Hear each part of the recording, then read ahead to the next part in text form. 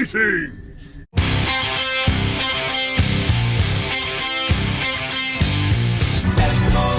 I always say that Halo Reach is my second favorite Halo game. It has so much of what I love about the series and is probably the most content-rich Halo out there. You can play it however you want to. There's a crazy progression system with the armors. The campaign is mostly great. Firefight's great. Forge is amazing. Split screen with everything. It's everything I could ever want a Halo game to be. But I've always complained about the Sandbox, saying that it's one of the worst, if not the worst, in the entire Halo franchise. So today I'm Pliskin, and I want to walk through how to fix Halo Reach's Sandbox. There, you may need these. High velocity, armor piercing. So to start off, let's start listing some of the issues. Bloom. Bloom doesn't really belong in Halo. Now, I've had commenters before talk about the importance of Bloom in first-person shooters and third-person shooters, and here's the thing, in something like Call of Duty or Tomb Raider or anything like that, sure, a reticle with Bloom for balancing is important. However, Halo was never designed with Bloom in mind. You see, in Halo, you're playing through the helmet of a Spartan, a cybernetic super soldier who has technology in their helmet connected directly with their gun. So the aiming system is logged into your helmet and it's doing a lot of the aiming for you. That's the in-universe explanation for why you even have a HUD. Now, your helmet and your weapon coinciding together gives you that reticle and lets you know where your shots are going to be hitting. Now, why all of a sudden would the helmet just become shittier at figuring out where your shots are going? Bloom is not necessary in Halo. Guns are already balanced in a very carefully and intricate way, when the balancing is good at least, that you don't need to add stuff like Bloom to, balance out certain gameplay styles. The movement, the shooting, the entire gameplay flow of Halo is unique, and Bloom is really not necessary here. Sprinting in Halo Reach is probably the worst way to implement sprint. I mean, you can't fire from a sprint, it breaks a lot of the maps, it gives you this weird jump boost, and it creates a lot of negative open space where maps have to be bigger and emptier to account for how much faster you can be moving. Jetpack has very much of the same issue. I'm not against Jetpack entirely, but the way it's implemented has the necessary feature of, really restrictive out-of-map boundaries. And yeah, I don't like really restrictive out-of-map boundaries. I don't like unimmersive boundaries for games, and Jetpack really makes it very difficult for level designers to make a level that can't just be broken by flying out of it. And of course, armor lock. This is something that even the most die-hard Halo Reach fans have been shitting on since day one. Nothing feels worse than, getting close to killing someone only for them to throw armor lock at you. Or, there's some unique uses with it, like taking out shields or using it as a counter for vehicles. However, Halo has done this kind of stuff much better many times before. The precision weapon meta, of course, is a huge issue that I want to try to fix. The whole idea that I can just shoot you in the head and the whole shields and health thing goes out the window is stupid, and it's been Halo's biggest flaw since the very beginning. Got some poor enemy telegraphs. I mean, I complained before about the elites, but the suicide grunts, look, if you have a dedicated suicide type enemy that makes a loud noise, that has, visual telegraphs and runs towards you so you always know they're coming at you, fine, but a regular grunt can turn into a suicide grunt and immediately blow up, instantly killing you while they're right next to you. So it can go from running away to trying to shoot at you to just becoming a suicide grunt before you even realize what's going on. That's not fair, and that isn't fun. A lot of the explosive type weapons are poorly balanced in Halo Reach. Anything that's using the concussion rifles like projectiles is terrible. It's really shitty when you use it. It's like more of like a kind of space creating gun, but then when the enemies use it, it's like this laser focused beam of death that just has way too much splash damage. I mean, if I can get killed in firefight, like while I'm trying to like run away because I just don't have the means to escape these concussion rounds, it's just kind of bullshit. And the way that fuel rods can be spammed at point blank range and kill you without killing the enemy is also really bad. The whole feature of overheating turrets and just the fact that turrets are really weak when you pull them off, like when I'm using this thing, I want it to be like thunder. Like I run out of ammo really fast, my movement is limited, but I want to have that firepower. Jackal snipers and skirmishers, I've talked so many times about why these guys are an issue. It's not fun to be shot at from really far away and just have an enemy that uses weapons that again ignore your whole shields and health philosophy. The mission Nightfall, I mean, I don't know if this is like Sandbox, but since we're listing flaws, is like way too Call of Duty and restrictive in the sense where I need to go around with June, who is the worst Spartan, by the way. Out of all the members of Noble Team to survive, the fact that it was June is fucking bullshit. This guy is like a dick. This guy has no personality, and out of all the Noble Team members, he will shoot you the most. I've been killed by June, or I've had my kills stolen by June. I fucking hate June. Active camo is implemented very poorly in this game, and we're going to talk about how to fix it. There's too many OP anti-vehicle weapons that don't really give you a chance if you're playing the multiplayer and using a vehicle. The Spiker has no place in a sandbox with no dual wielding. Like the Spiker was invented so that if you didn't have access to an SMG, you could still have a kinetic weapon to combo with your plasma weapons. So like it was a way to sustain that style of gameplay. However, in a game where there is no dual wielding, there's really no point to having a Spiker. It's way too redundant. And then of course there's some vehicles that are very poorly balanced, like the Gauss Warthog, how that thing's just an OP sniper, and if someone gets that in a multiplayer game, like there's no point in even playing anymore because they're just gonna fuck you.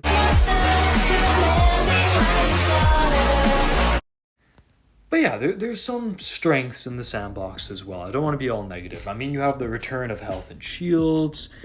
Some abilities are implemented really well, like we're going to talk about them soon, but just for now, drop shield is great because it like heals you and your friends. So in cooperative modes, it encourages you to like work together with your team and heal them. And of course, like if there's one improvement that all the later Halos have over Halo 1, it's the fact that you can trade out weapons with your allies so you can give them a better chance of survival. That is really cool.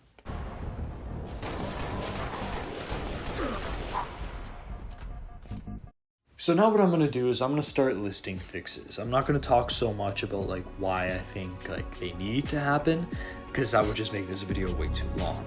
From this point out, I'm going to be listing the sandbox perfected in my mind. So first off, let's go over the weapons. The AR is going to work the exact same without bloom.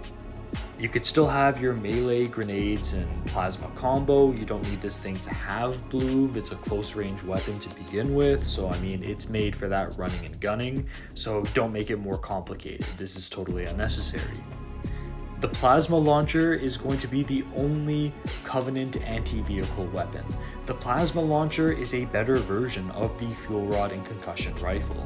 It has a very fair telegraph, and it's as much of a threat when the enemies use it as when you use it, so it's balanced both ways. And in multiplayer, you know, it can totally take out enemy vehicles, but there's enough of a telegraph there where if I'm in a vehicle, I have enough time to dodge if I'm paying attention. I'm going to remove the zoom function from the Magnum, and I'm going to make sure that it takes 9 shots to kill a Spartan. I'm not going to have the headshot multiplier since I talked about the precision weapon meta and how anti-Halo that really is. So if you want to keep the Magnum on you as a quick switching option to put an enemy without shields down, or take out a bunch of grunts with headshots, or put the finishing touches on a Spartan you're trying to kill in multiplayer, you can do that, but I don't want you to be able to scope in with the Magnum and be able to kill someone through their shields before you run out of ammo. The changes to the DMR are going to be very similar to the Magnum. I'm still going to keep the scoped in thing. Of course, for all these weapons, there's going to be no bloom. However, I'm going to make it so that you need 20 shots to kill a shielded Spartan. So again, like the Magnum, you can use this for headshots. You can use this to thin out the crowd. You can use this at ranges. However, you're not going to be able to negate the shield just by shooting them with one magazine. If you really want to kill someone with just this gun, you're going to need to reload before you can finish them off. This will encourage you to use other weapons, use plasma weapons, use grenades, or use some melee. I want the plasma pistol's tracking to be a little bit better for the noob combo. Since I'm going to be nerfing a lot of kinetic weapons and making sure that they can't get through shields with a single magazine, I want to buff plasma weapons like the plasma pistol by making it able to track on to like enemies from further ranges, encouraging you to use that noob combo where you wipe out their shields and then you go for the headshot. Shield kinetic, plasma kinetic. That's what I really want this to be about, and making the plasma pistol stronger in that way is crucial to this process. On that note, I want weapon swapping to be so much faster than it is. This is an issue as well in Halo 1's multiplayer. It's very difficult to use the plasma and kinetic combos when it takes long enough for the enemy to just kill you outright before you switch to your other weapon. So I want weapon switching to be like damn near instantaneous. So if I'm going around with the plasma pistol, I can take out your shields and then I can whip out my AR, my DMR, or my Magnum and finish you off very quickly that way. I want the shotgun to have a bit of a range boost and an added stun effect. Like there's way too many times in the campaign or the multiplayer where I hit someone with a shotgun and they just move like nothing happened. The shotgun should stun enemies in place and prepare them for the finishing shot. It should also do damage at further ranges. This is a power weapon, let's treat it like it. Let's not treat the shotgun like a counter to the sword, but instead like its own proper close range power weapon. Plasma rifle is going to work pretty much the same. I'm just going to add the stun effect from Halo CE, since I feel like that is something the plasma rifle has been missing since Halo 2 onwards. It's special, right? You can pick up the plasma rifle and it differentiates itself from kinetic weapons that are automatic by locking your enemy in place, so you can really chew down their shields and then switch to another weapon to put them down. It's a very good kind of, I see a very difficult to fight shielded enemy, and this will slow them down, and this will take out their shields, and then I'll be able to hit them with whatever else I have in my arsenal. The rocket launcher projectiles, I would give more spread and put a focus on the rocket launcher to be very anti-infantry, whereas the plasma launcher is going to be more so for vehicles. The rocket launcher is going to be more so for shooting groups of enemies or making sure you just get an assured kill in multiplayer. The grenade launcher stays the same. I love this gun. I love the idea of a controlled EMP effect, and I love the skill level this takes to use. I like that it's good for crowd clearing. It's very good at being a powerful multi-usage gun without being a power weapon. And in case you don't have access to something like a plasma pistol, having this to disable some vehicles at potentially further ranges or being able to arc your shots is a really cool addition to the sandbox, and it is criminal that the grenade launcher did not come back. For the sniper rifle, I'm going to get rid of bloom, of course, and I'm going to increase the rate of fire. I basically just want this to be Halo 1 sniper rifle. I feel like they got it right the first time, and I feel like there's no need to change things up. Now, in regards to a precision weapon for the Covenant, I want the focus rifle. Now, this is one of the most annoying weapons implemented as is. However, I want this thing to focus on just damaging shields super fast, but it takes forever to damage health. So whereas in the campaign it has a ton of recoil and overheats super quickly, I want this to be an actual precision weapon where I can shoot at someone from further away, but if I try to damage their health, it's going to take me forever. However, if I have a DMR and then I pair it up with the focus rifle, and let's say I see a Spartan that's way too far away to use the plasma rifle or the plasma pistol, I can use this instead to disable his shields and then finish him off with a kinetic weapon. So it's like a super long range kind of plasma rifle sort of thing. That's how I would want this to be implemented. For the Needler, I would increase its fire rate and make sure that a super combined kills an elite. Doesn't matter what rank it is, if I get every single needle into an enemy, they should die. That is the Needler's strength. And then lastly, the sword would stay pretty much the same. I would just give elites a much better telegraph with it. Maybe have a sound emanate from it. So now in regards to exclusions, I already mentioned how the Spiker has no place in a sandbox that doesn't have dual wielding. The needle rifle is way too OP, and even if I did balance it to be like, okay, yeah, you can take out shields with a different gun from far away and then use this, it would just be a little too redundant with the DMR and the Needler, and it's cool, but there's really no space for it. The Concussion and Fuel Rod are just way too OP and aggressive. Again, that plasma launcher is the best balanced Covenant rocket type weapon ever introduced into Halo. The Gravity Hammer isn't really needed. If you want a close range hard hitter, just use the shotgun. The Spartan laser ruins vehicular play. Like every time I'm in a vehicle and someone pings me with this from across the map and then snipes me immediately when I spawn, it's just not very well balanced. And then of course the plasma repeater is just redundant, so I'm chopping it out because we only need one plasma rifle.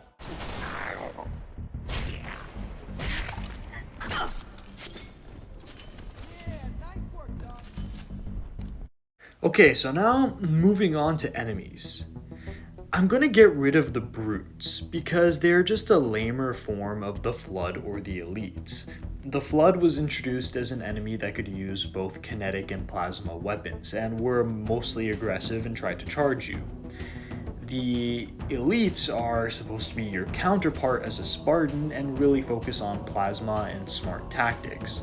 The brutes have been shoehorned into both roles throughout the Halo game series, and they never exceed either the Flood or the elites at either of those roles. So I'm taking brutes out of the game because we really don't need that here. Skirmishers are way too OP. Jackals should not be mobile. Let me say this again. Jackals should not be mobile. They have their shields, they're good at holding defensive positions, but they should not be able to leap across the map and snipe you. And on that note, I've mentioned many times how the only sniper that Jackal should use is the plasma pistol.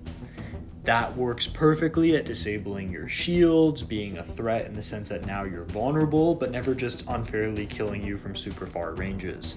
In regards to the focus rifle, I would give that more so to elites. Specialized elite units that, it's already very well telegraphed because you know where they're sniping from. But yeah, the Jackals should be Jackals, not Jackal snipers and not skirmishers. The grunts can stay pretty much the same. I would just get rid of the, bad weapons and only have them be able to use plasma launchers, needlers, or pistols. No suicide grunts, however. I would have the elites telegraph their melee attacks much better. I would want the elite color variation to pop out more so I can tell what elite I'm fighting. Like the Zealot class elite and the red major elites kind of look really similar when I'm on the battlefield and there's some crazy shit happening, so let's get some more poppy colors happening here. I would make sure that hunters have weaker fuel rods so they can't one-shot you. I would remove buggers since they're just a much more annoying version of the Flood spores. But in regards to stuff like the focus beam, give it to an elite that's easily recognizable and you see it and you're like, okay, this is going to be a hard fight, and that focus rifle is a perfect, strong, but well telegraphed weapon for them.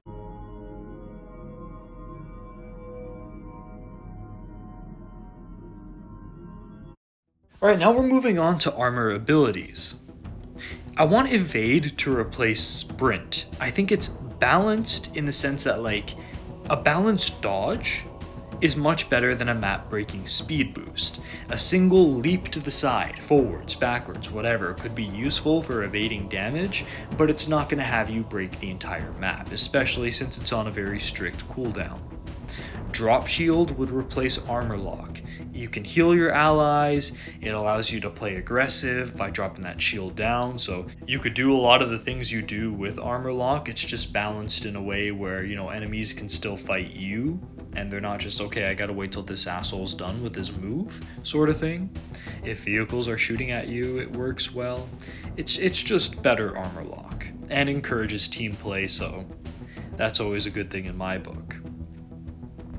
I would have active camo stay on even when you move, but it just runs out faster. Have it work very similar to how Arbiter's active camo works in Halo 2, where it's like 5 seconds of pure stealth that you get. So if you're approaching your enemy's like stronghold, you can turn it on, get in there, get an assassination, and then by the time you're getting that assassination, it ends. I don't like how you have to stand still. It's just defies the whole purpose and cool factor of active camo. Jetpack can be rebalanced as like a jump pack with a very clear height limit to avoid map breaking. So have it work like how a lot of the jetpack troopers in Star Wars Battlefront work, where if I see a point forwards, backwards, to my sides, I can use this to get there quicker. Or maybe I can use this to like break my falls, but not use it to just, fly out of the map. And then hologram would stay the same. Hologram is chill. I have no beef with hologram.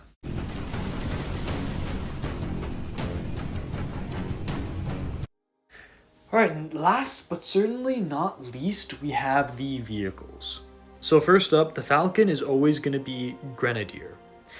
Now, the Falcon is a very easy target whenever you're flying around. So for both campaign and multiplayer, having turrets that can actually do splash damage will give you a much better chance at survival, so people don't just DMR you out of the sky, while people with turrets designed for closer range engagements can barely tell what they're shooting at, or if they're hitting. The minigun Warthog will be the only Warthog. We don't need a rocket Warthog. We don't need a Gauss Warthog. The Warthog is perfect. Play Halo 1. That thing is fucking immaculate. They struck gold. I fucking love the Warthog. The Revenant is going to stay pretty much the same. I like it. Again, it encourages team play. I'm just going to have it do less damage to infantry. At least shielded infantry, so you can use this to clear out easier enemies, but against Spartans or tougher enemies, it's going to take a little more to bring them down. The Wraith is going to stay the exact same. The Scorpion is going to stay the exact same. The Ghost is going to stay the exact same. The Mongoose is going to stay the exact same. And the only other change I want to make is that the Banshee will have a weaker fuel rod gun, so you can't just peg people with it in multiplayer. So this is my rebalancing of Halo Reach. The gist of it is that I want telegraphs to be fair, I want there to be a focus on the kinetic and plasma combo to damage shields and health, and I want to tweak a lot of the armor abilities to make map design and gameplay overall feel more fair, challenging, and balanced. But what do you guys think? Is there some part of my reworked Sandbox you don't like? If there is, let me know down in the comments below. What do you think of Halo Reach's Sandbox? And what memories do you have of Halo Reach? Let me know. Anyways, this has been Pliskin, over and out. This is Solid Snake. Hey, subscribe to Pliskin Boy. God damn it. You heard him.